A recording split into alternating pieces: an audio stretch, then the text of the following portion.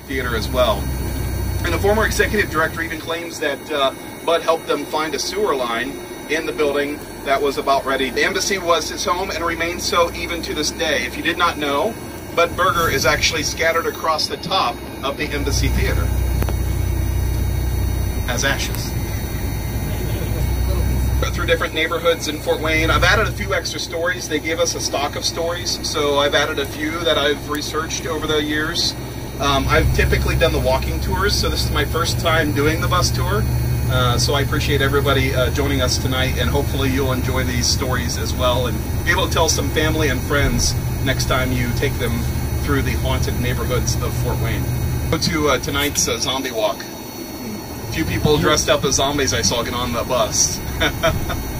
Unfortunately, you know, they did have to cancel it because of the weather, but I do appreciate you guys joining us here tonight for the tour.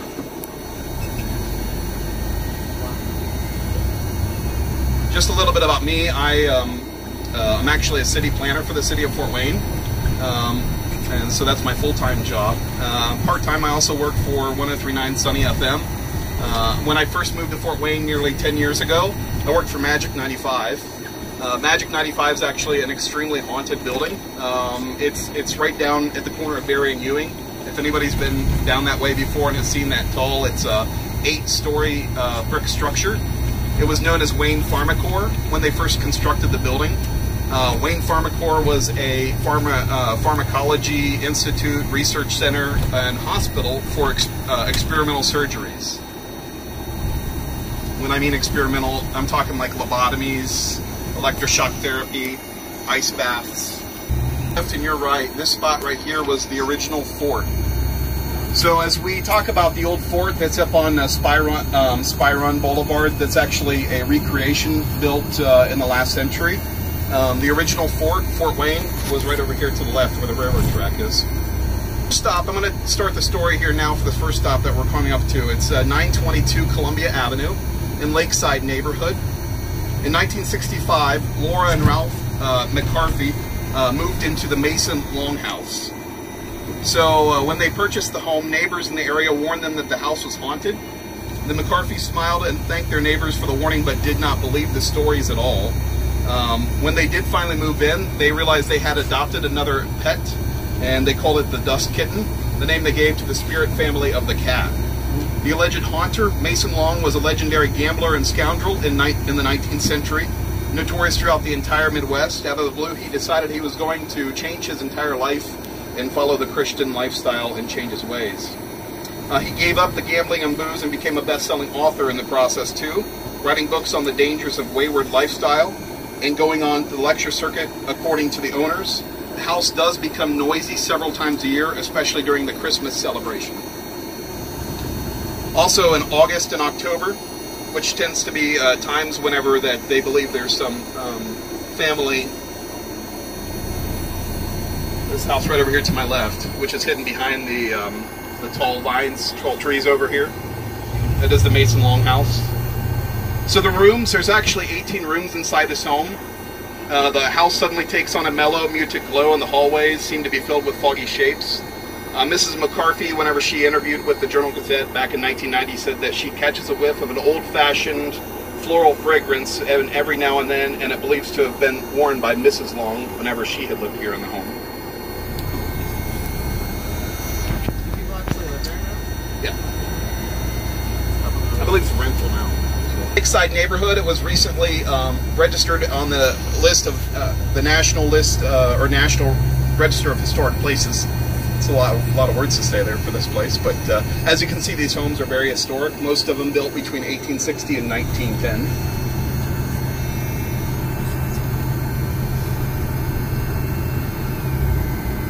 And if you didn't know the history of Lakeside, this was actually originally south of just a small community called Kikionga, which is the original name of Fort Wayne. Kikionga was the Indian, they called it the capital site. A lot of trade happened in this space, a lot of government affairs, not necessarily what we consider government affairs today, but affairs between the natives.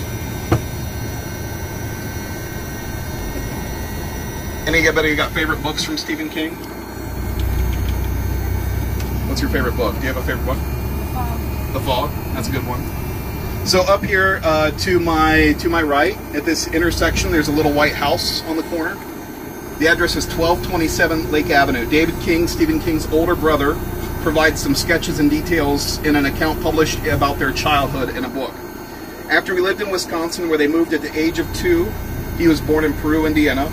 They went to live with Aunt Betty, who lived with a lady named Rudy, who was a constant smoker.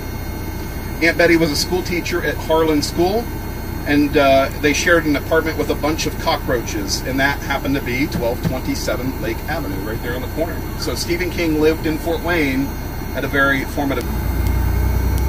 To jail, he asked to see his wife when he gave her a note.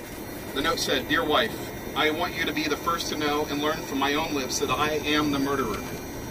I am the one and the only one guilty of these crimes and murdered Billy Haga, Anna Kuzeth, Phyllis Conine, Torchy Lee, Clyde Shearer, and listed all the names of the people he had murdered. This I know is a terrible confession, and I want you to hand this to the chief.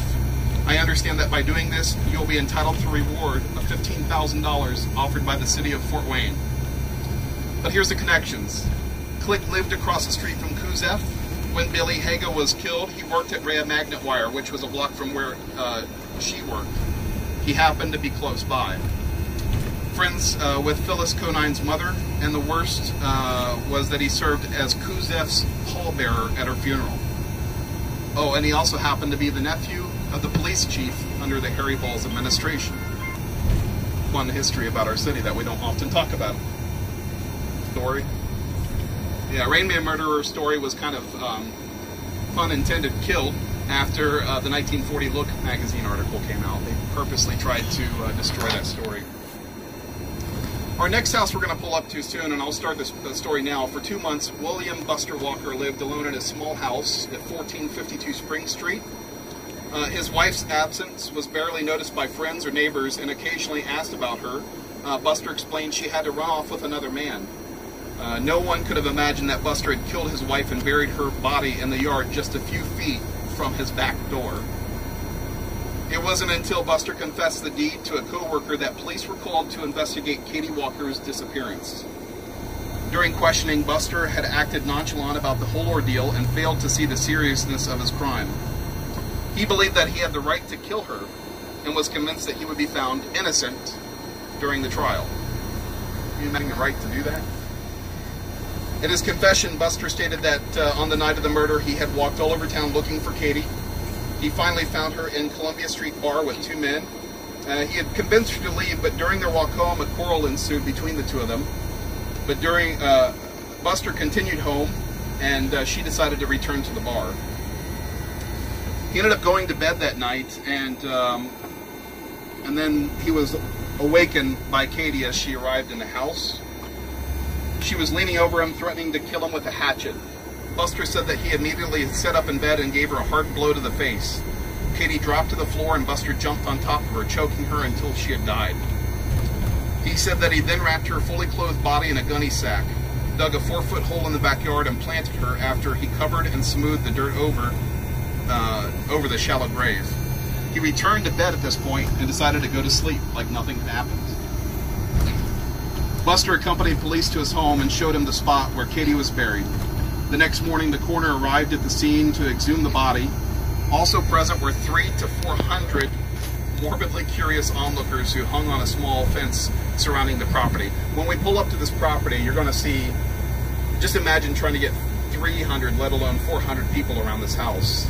The neighbors definitely were wondering what was going on. From its shallow grave, the crowd began moving forward to get a better look at the corpse, only to be held back by police. The body had been in the ground at this point for 2 whole months and was so badly decomposed that the coroner said the autopsy at this point would be absolutely impossible for them to complete. He ordered that the body be taken to Lindenwood. No one in the community could believe Buster Walker was capable of committing such a horrific crime. He was known as a quiet, simple, easygoing guy. Didn't have any beef with anybody in the community. Instead, he just was very simple and laid back and reserved. And weren't so sure. After learning that Buster had filed for divorce on the grounds of desertion just a few weeks before Katie's disappearance, and knowing full well that his wife was dead, Police described him as being naively shrewd during the trial. The defense called many times the witnesses to testify Katie's temperament and violent altercations, including 3 former husbands. The first ex-husband to testify swore that Katie attacked him with a hatchet. The second ex-husband swore that she had blackened his eye. The third ex-husband had lived with Katie in New Haven and recalled that one evening, while walking down the main street, Katie had become irate and threw a large rock at him. The rock had missed him and shattered the store window directly behind him. A New Haven sheriff testified Katie was also known as Redhead Katie and was arrested dozens of times for drunkenness and assault and battery. The detective who obtained Buster's confession didn't want to see him get life for his crime and was quoted saying, "Of course he killed his wife, but at the heart of Buster is still a pretty good guy. I don't want to see him go away for keeps for killing a woman like she was." Despite the hard allegation and attempts to destroy Katie's reputation, the jury found William Buster Walker guilty of second-degree murder and sentenced him to life in prison. Catherine Katie Walker was 37 years old at the time of her